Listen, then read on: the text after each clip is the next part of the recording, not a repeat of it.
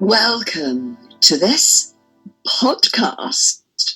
Everything seems to be in brackets these days, doesn't it? We are so pleased that those of you who have been joining us on our YouTube channel, Looking Well in Lockdown, have felt moved to continue this special relationship with us. The remarks we have made on the invisibility of women of a certain age, on lipstick, on family relationships, on planning ahead, have clearly landed. And now this is for your ears only. We should explain about our new direction. Now we know that these last weeks have taken their toll. They certainly have for us. Rose and I have been having a very difficult time. We've been furloughed by the Ambrosia Corporation. The second lockdown was just too much. Business took a nosedive. Nobody cares about looking well. Nobody wants to be planning ahead right now, and everyone's just too nervous about needles. Though the vaccination might change that. So we currently have no technical backup for our videos. But we wanted to keep reaching out to you, our loyal followers. We should also explain that Rose and I are not looking well at this time. No job means no staff perks, so we can't get our hands on the good stuff at the moment. The result is not pleasing to the eye. We've been desperate. Desperate. I've had to resort to some very risky outdoor encounters. As have we all. So, altogether, audio is a better option. And who doesn't love the radio? So reassuring, so intimate.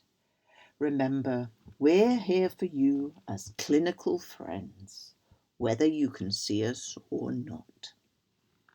Now, from the questions you have sent us, we sense that you are feeling down, but not out, missing the sun on your face. And we would suggest there are advantages to this. Clinicians are very clear on this point. UV rays destroy the skin. Whatever. The point is, stay out of the sun. We always do. And yet, the winter months are not kind. Blasting winds, freezing air, and then in this situation, the constant rubbing of the mask against the skin. Well, it all conspires against that sense of well-being, outer and inner. There's absolutely no point in lipstick. And no one wants to look at anyone. So let us release ourselves from the tyranny of the interrogating camera. But we digress. The point of talking to you like this is to challenge these superficial notions of looking well. Looking well is perhaps a state of mind. Now, how can we access this state? Meditation. We understand that works for some. For others, you have told us, you sit there, legs crossed, worrying about climate change, politics, wondering if those knees will ever make it down to the mat, making lists of all those things undone. Activism. That might do it. Addressing the shit you've been worrying about while meditating. Getting onto the street with placards. The feeling of being at one with the crowd.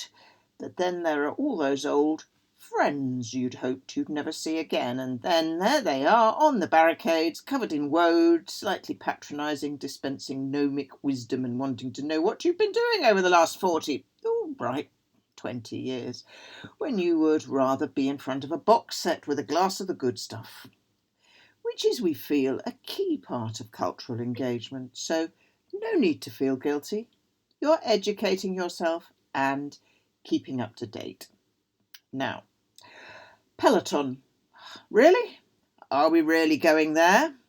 No, we are not. All I can say is, never give up.